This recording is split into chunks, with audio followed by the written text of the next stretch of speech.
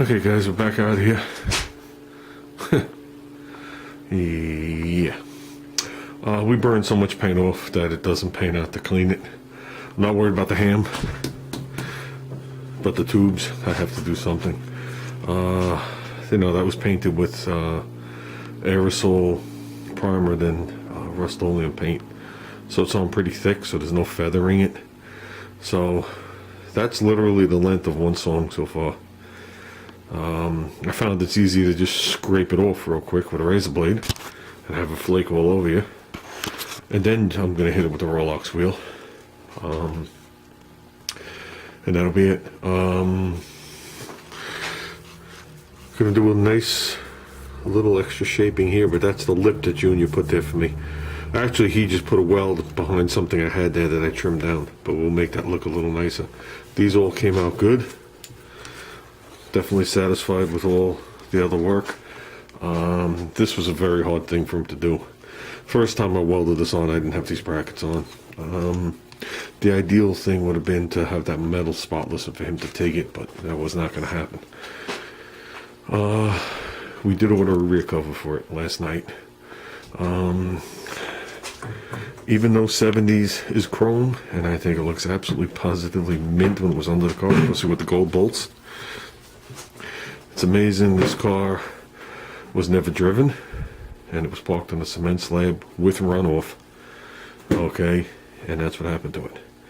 And it's been like that for quite a while because it's been in the garage for a while. Rusted really quick. But when I got this thing, the chrome was decent in the center and it was like really thin around the edges. So I expected it to happen. But it was 20 bucks shipped, and I figured it'd give a nice little impact, and I knew it wouldn't stay. He ordered an aluminum one with the rib across it and the two bolts that preload the caps.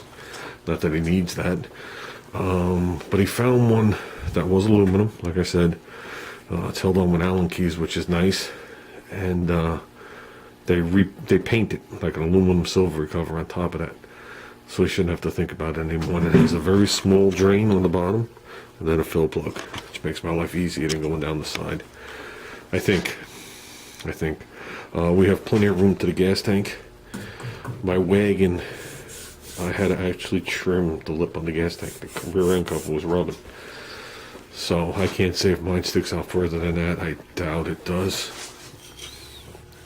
But we would like to hear what is, so we're good. With that, I'm going to flip this thing now, lay it right on its brackets, and continue scraping. My goal is to have this sanded down before we're done. Obviously, we're not sanding the brackets. They don't need to be sanded. This just needs to be cleaned off. There's nothing wrong with it. We didn't burn nothing off it. And we're leaving the rear end cover on for now. And the whole entire rear will be satin black. Okay, probably including the brackets. And then I'll do the calipers just like I did the front. I'll do them in bright red. We do have to mount two tabs. On the factory Ford, there was a little tab that stuck up here, and that's where the brake line screwed. But this is closer to this on this car. So we're going to mount them here.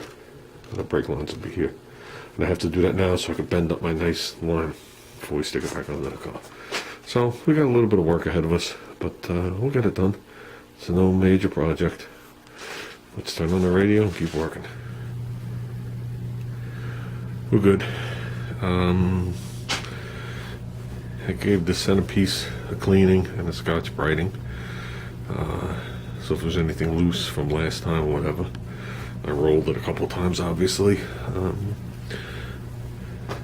that's about it. Tomorrow we're going to come out here. I want to work on these things.